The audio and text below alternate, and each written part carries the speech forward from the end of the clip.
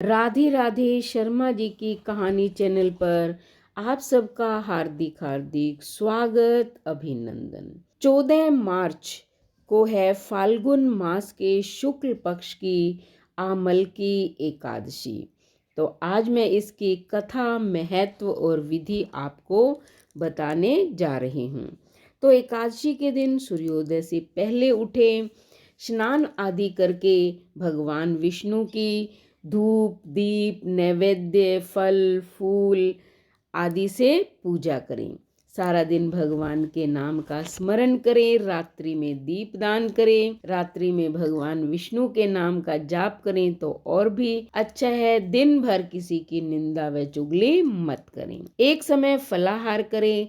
अगले दिन द्वादशी के दिन जो है खिचड़ी बनाएं, भगवान विष्णु को भोग लगाएं और उसके बाद खुद प्रसाद स्वरूप ग्रहण करें। तो आइए अब सुनते हैं इसका महात्म्य व कथा। मानधाता जी बोले कि हे वशिष्ठ जी, यदि आप मुझ पर प्रसन्न हैं तो किसी ऐसे व्रत की कथा कहो जिससे मेरा कल्याण हो। वशिष्ठ जी बोले, हे राजन, सब व्रतों से उत्तम और अंत में मोक्ष देने वाला आमल की एकादशी का वर्णन करता हूँ। यह फाल्गुन माह के शुक्ल पक्ष में होती है। इस व्रत का पुण्य 1000 गोदान के फल के बराबर है। मैं आपसे एक पौराणिक कथा कहता हूँ। एक वैदिक नामक नगर में ब्राह्मण, वैश्य, क्षत्रिय, शूद्र चारों वर्ण आनंद पूर्वक रहते थे। उस नगर में चैत्ररथ नामक चंद्रवंशी राजा था। वह बहुत विद्वान तथा धार्मिक था। वहाँ के निवासी वृद्ध से बालक तक प्रत्येक एकादशी का व्रत करते थे।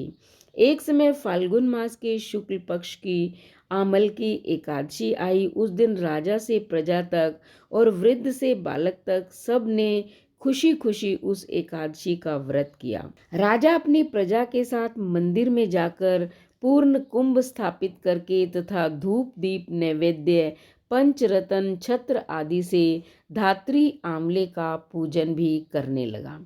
वे सब धात्री की इस प्रकार स्तुति करने लगे कि हे धात्री, तुम ब्रह्म स्वरूप हो, तुम ब्रह्मा जी द्वारा उत्पन्न हो और सारे पापों को नष्ट करने वाले हो। तुमको नमस्कार है। अब तुम अर्घ स्वीकार करो। तुम श्री रामचंद्र जी द्वारा सम्मानित हो। मैं आपकी प्रार्थना करता हूँ, मेरे समस्त पापों को हरण करो। उस देवालय में रात्रि को सबने जागरण किया। रात्रि के समय उस जगह एक बहेलिया आया। वह महापापी तथा दुराचारी था। वह भूखा प्यासा था। वह उस जगह विष्णु भगवान की कथा एकादशी महात्म्य को सुनने लगा।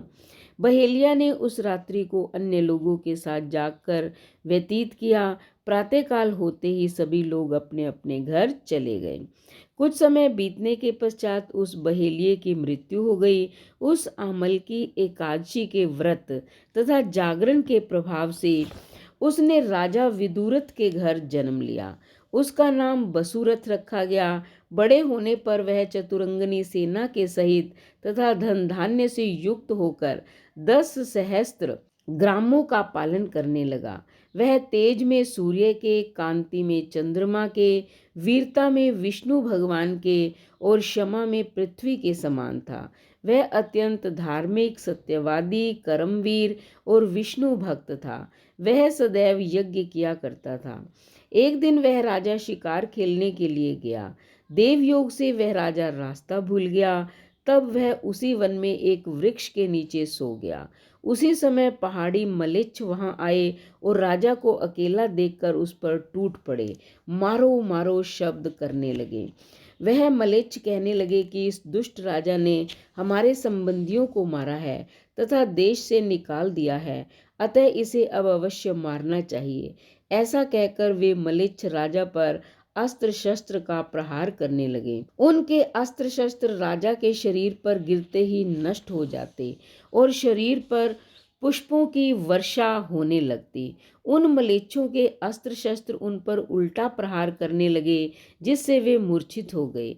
उस समय राजा के शरीर से एक दिव्य स्त्री प्रकट हुई, जो अत्यंत सुंदर तथा सुंदर वस्त्रों तथा आभूषणों से अलंकृत थी। उसकी भ्रुकुटी टेढ़ी थी।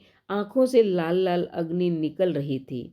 वह मलेच्छों को मारने दौड़ी और समस्त मलेच्छों को काल के गाल में पहुंचा दिया। अब राजा जब जगा तब इन मलेच्छों को मरा हुआ देखकर सोचने लगा कि इन शत्रुओं को किसने मारा है। जब वह राजा ऐसा विचार कर रहा था तभी आकाशवाणी हुई और कहने लगी कि हे राजन, इस संसार में तेरी विष्णु भगवान के अतिरिक्त कौन रक्षा कर सकता है।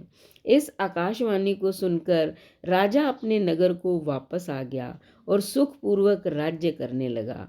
महर्षि वशिष्ठ जी बोले, हे राजन, यह सब आमलकी एकादशी के व्रत का प्रभाव था। जो मनुष्य इस आमलकी की एकादशी का व्रत करते हैं वे सब प्रत्येक कार्य में सफल होते हैं और अंत में विष्णु लोक में जाते हैं। तो आप सब भी विष्णु भगवान की पूजा करिए, व्रत करिए, नहीं तो ये कथा और महात्म्य ही सुन लीजिए। भगवान विष्णु की अपार कृपा आप पर सदैव बनी रहेगी। अगर चैनल पर नए आए हैं तो चैनल को सब्सक्राइब करें, लाइक और शेयर करें, कमेंट करें और बेल आइकन के बटन को दबाएं ताकि ऐसे ही व्रत, उपवास, कहानी, कथा और महात्म्य की वीडियो का नोटिफिकेशन सबसे पहले आपको मिले। धन्यवाद।